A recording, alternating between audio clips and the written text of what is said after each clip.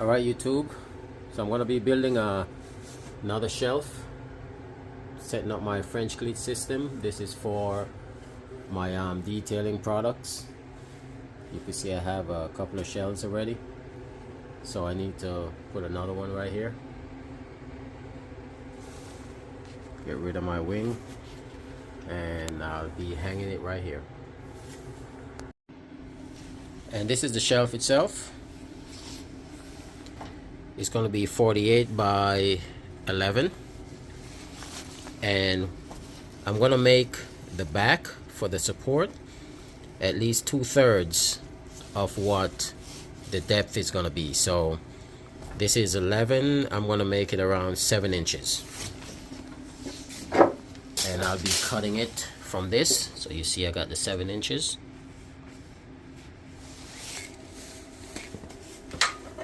Safety first.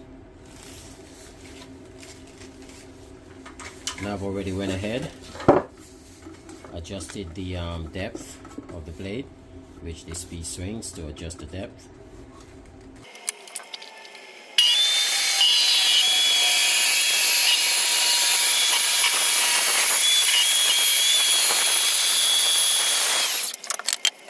Nice straight cut. Now at this stage I'm getting some wood glue, and I'm gonna be putting these two pieces together. So we have the back, and then this is the shelf itself. The way I'm doing this, I put some finishing nails in it. So I have one, well I have like 4 in there, so I have 1, 2, 3, 4, and I try to space them out evenly. And what I'm gonna do is I'm going to put a little bit of glue on the edge of the shelf. Then I'll put the back on. And if you see, I have some lumber here. And that's just so it's flat. So when I put this, like so, it's going to be flat. I don't have clamps. I'm not a woodworker. I'm just putting this together. So I don't have, you know, special tools and angled clamps to hold it together and make it perfectly aligned. So just showing you guys how I do it. Open up my glue. Now I'm going to put a nice bead all the way through on the end. That should be good enough. Now the finishing nails I have in. I have my lumber here to keep everything flush. And I just sit it like so. Make sure my ends are lined up.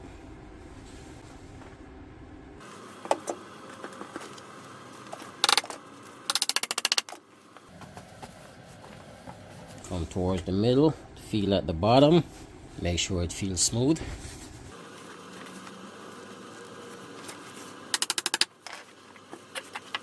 And I just do this all the way across.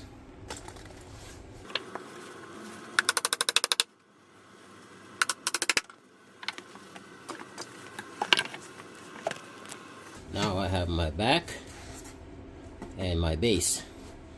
The nails are not what's going to hold it. I'm going to put screws in it.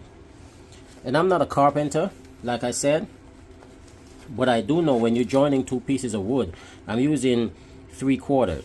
So you want to find the halfway point between the 3/4, and somewhere in the middle, like around here, you want to get a drill bit that's the same size as the screw you're going to use, and you want to drill through the first piece of wood. And when you get to the second piece, maybe you start it at just a little bit, but not all the way through. You always want to go through the first piece, because you don't want to have too much friction when you're driving your screw into the first piece. The piece that you're attaching it to, that's the piece that you want to have all the clamping force. The piece that you're attaching doesn't need the clamping force. It's the second piece that is going in. So, perfect example.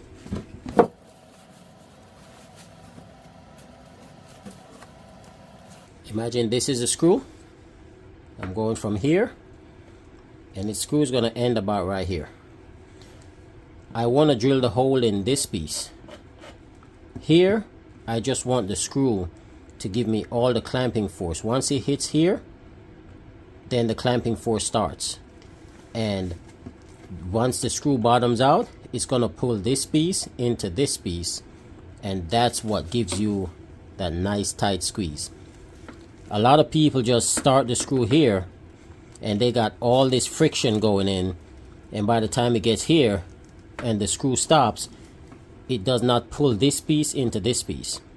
You want to always drill your hole here, not a big hole, the same size as the screw if possible.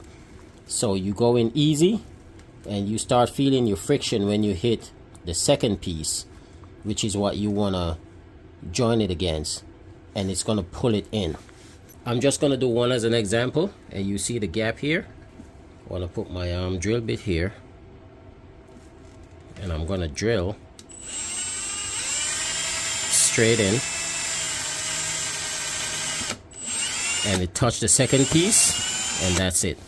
I don't want to go any further. Now I get my driver. This is the screw I'm using. Put the screw in, and I'm going to start. And just look at this gap right here.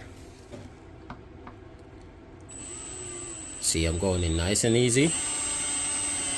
See, it hit the gap, and it pulled it right in. That's how you always want to join two pieces of wood together.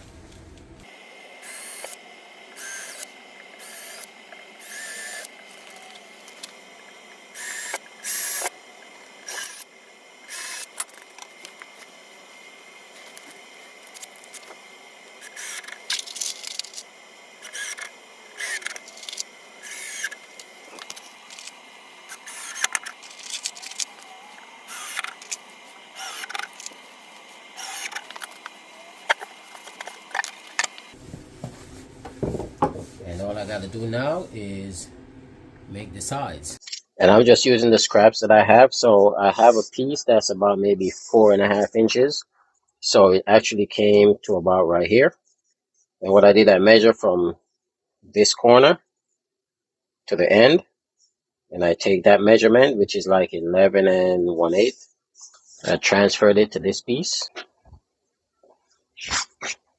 So I transferred it here from this end to where I want to cut it, 11 1/8. So this is good. This is okay. And then I go 1 inch up. So I'm going to go 1 inch up. Then I go across and I come 1 inch from the end here. So at least I don't have like a sharp edge that I cut. I have the more material, the more support. So I could put a screw in the back when I'm done and it'll come in. I could put a screw at the bottom and it'll come up. If I cut it all the way from here straight across, I wouldn't be able to put a screw in the end. So I went an inch and a half up, inch and a half across. I believe I said an inch earlier, but it's actually 1.5.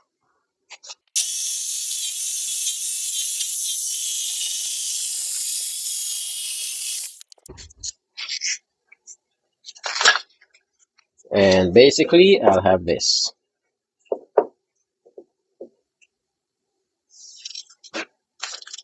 And this is going to be my side support.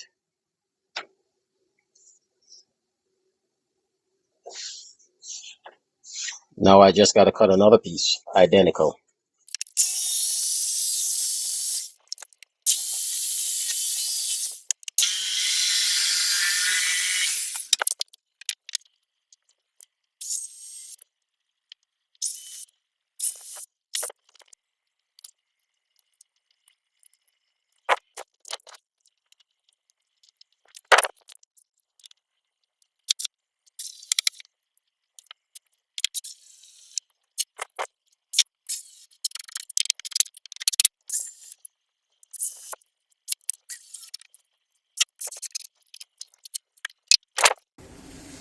I've already went ahead and pre-drilled the holes for the cleat. That's that. 1, 2, 3, 4, 5. Just gonna use 5 for now. It's more than enough. I'm not worried about it coming loose or even slipping off the wall. It's gonna be fine. Depends on the load that I'm gonna put on. Maybe I'll add a few more, like in the middle. That's it. See, I got my 45 in here. Once I hook that on the wall, it blends in perfectly. So now my shelf is all done. My cleat is on. I added some more screws to it. Here is just a brace. What this does is help it once I hook it on the wall. Instead of the shelf sit a little bit crooked, it'll sit straight. So I added 3. One on the end, one in the middle, one at the other end. Now it's just to put it on the wall.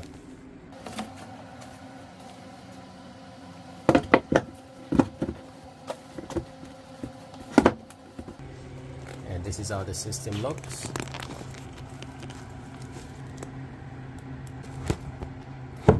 Sit like that.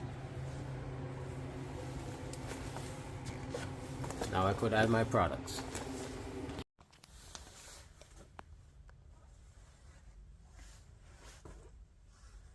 Thank you for watching. Please don't forget to like, share, and subscribe.